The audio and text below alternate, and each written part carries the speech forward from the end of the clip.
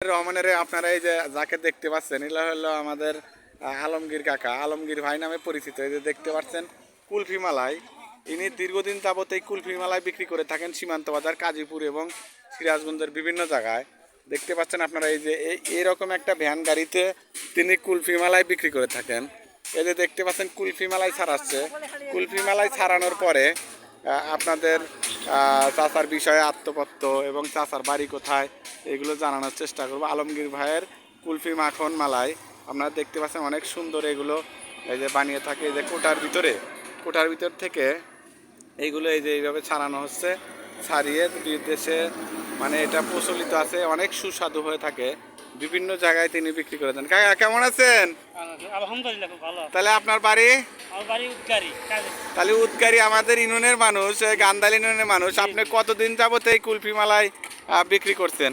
প্রায় 10-12 বছর। 10-12 বছর। তারপরে আপনার এই এটা চালানো মানে এই কুলফি মালাই থেকে আপনার মোটামুটি সংসার চলে? ইনশাআল্লাহ আল্লাহ দিলে সংসার চলে। তাহলে আপনার ছেলে মেয়ে কয়জন? এক ছেলে এক মেয়ে। তাহলে এই যে কুলফি মালাই করে ছেলের বয়স কত, ছেলে মেয়ের বয়স কত? ছেলে ইন্টার পাস করছে আর মেয়ে বিবাহ দেওয়া হয়েছে, এক হ্যাঁ। ছেলে এক মেয়ে।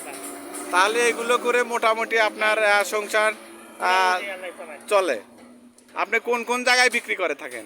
আমি পেউলবেড়া বাজার, তারপরে আলমপুর চৌরাস্তা, সীমান্ত বাজার, সোনামুখী বাজার, বিভিন্ন বাজারে বিক্রি করে থাকেন।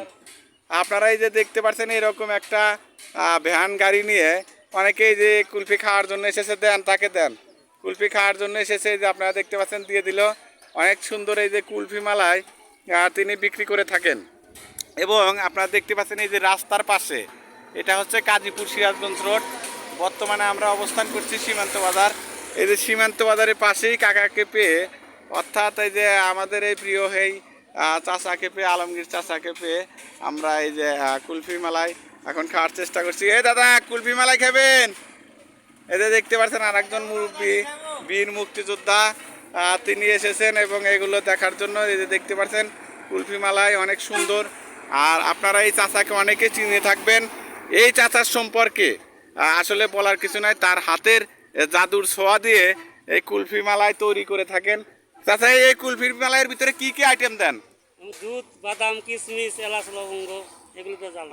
দুধ, কিশমিশ, বিভিন্ন প্রকার বাদাম। আইটেম, বাদাম আছে, বিভিন্ন কিছু দিয়ে। এগুলো তো পরিশ্রম অনেক, তাই না? জি জি। কতক্ষণ যাবত আপনি এই যে একটা কুলফি মালাই তৈরি করে থাকেন?